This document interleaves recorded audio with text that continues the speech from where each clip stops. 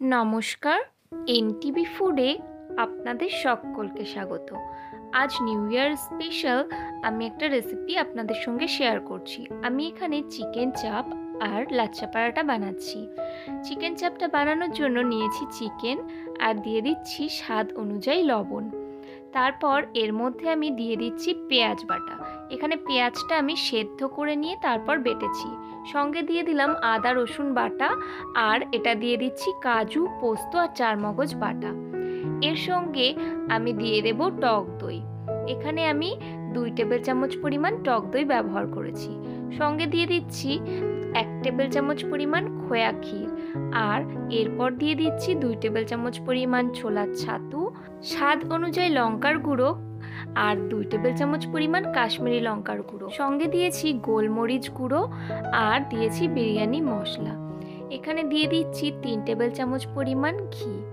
এরপর দিয়ে দিয়েছি 2 টেবিল চামচ পরিমাণ গোলাপ জল, 2 টেবিল চামচ পরিমাণ, সঙ্গে দিয়ে দিচ্ছি সামান্য একটু স্যাফরান আর দিয়ে দিয়েছি মিঠা আতর। এবার হাতের সাহায্যে ভালো করে সমস্ত কিছু মেখে নিতে হবে। আমি এখানে ভালো করে হাতের সাহায্যে মশলা চিকেন একসঙ্গে মেখে ম্যারিনেট হতে রেখে দিয়েছি 30 মিনিট মতো। এরপর গ্যাসটা অন করে আমি এটা বসিয়ে দিয়েছি। হালকা হাতে একবার নাড়াচাড়া করে নিচ্ছি। তারপর একদম লো ফ্লেম করে আমি এটা ঢাকনা বন্ধ করে হতে দেব 20 থেকে 25 মিনিট মতো।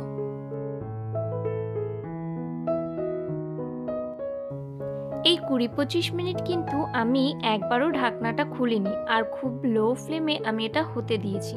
20 মিনিট হয়ে যাওয়ার পর আমি ঢাকনাটা খুলে একবার ভালোভাবে নাড়াচাড়া করে নিচ্ছি। রেস্টুরেন্টে কিন্তু একেবারে পুরোটা হয়ে যাওয়ার পরেই ঢাকনাটা খোলা হয়, কিন্তু আমার একটুখানি মনে হচ্ছিল নিচে ধরে লাগতে পারে, তাই আমি এখানে একবার খুলে মাঝখানে নাড়াচাড়া করে দিয়েছি।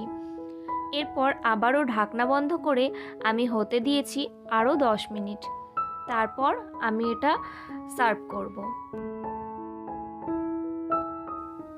10 মিনিট পর ঢাকনাটা খুলে একবার দেখে নিচ্ছি। এবার আমি এটার সঙ্গে সার্ভ করার জন্য তৈরি করে নিচ্ছি লাচ্ছা পরাঠা।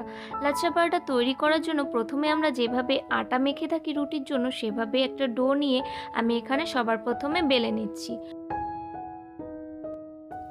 গোল করে রুটিটা আমি বেলে নিয়েছি। এবার একটা শার্প নাইফ নিয়ে আমি এভাবে এই রুটিটাকে সরু সরু করে কেটে নিচ্ছি।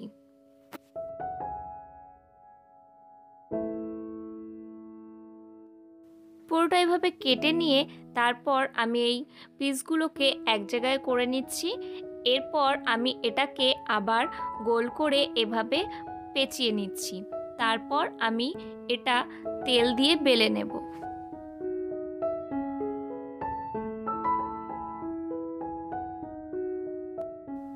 এবার এই ডোটা আমি ভালোভাবে একটু তেল লাগিয়ে তারপর আমি বেলে নিচ্ছি। আমরা নর্মালি যেভাবে বাড়িতে রুটি করি সেভাবেই কিন্তু ইজিলি এই লাচ্ছা পরাঠা বাড়িতে বানিয়ে নেওয়া যায়।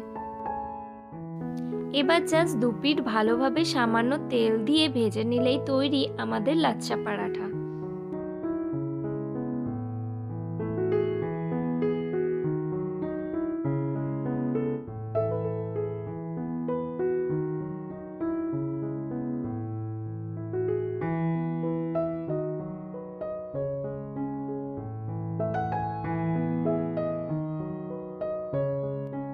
এখানে লাচ্ছা পরাঠাটাও তৈরি হয়ে গিয়েছে।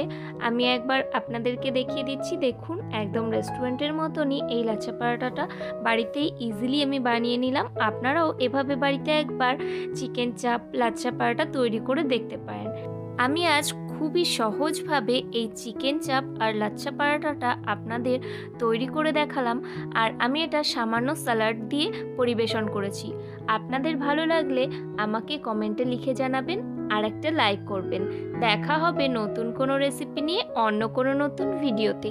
ততদিন সবাই সুস্থ থাকবেন, নিজের খেয়াল রাখবেন আর রেগুলার নিত্য নতুন রান্না করে নতুন নতুন স্বাদের মজা নেবেন।